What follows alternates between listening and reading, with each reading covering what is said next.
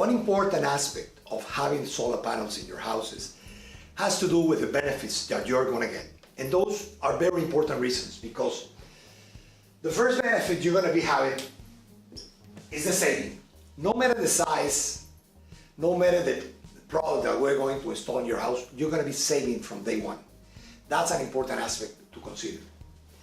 Another important aspect is the tax incentives that we're going to get from the government. The government wants us to buy clean energy, solar panels, and they're giving us a 30% incentive based on the total amount of the price of the system you're going to deduct it from your income taxes at the end of the year.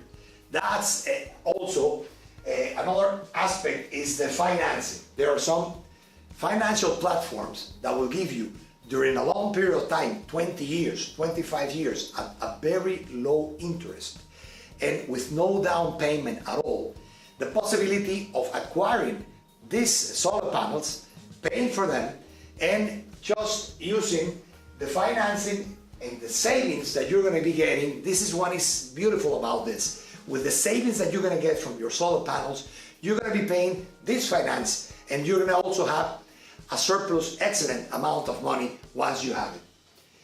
And of course, the plus value of your home.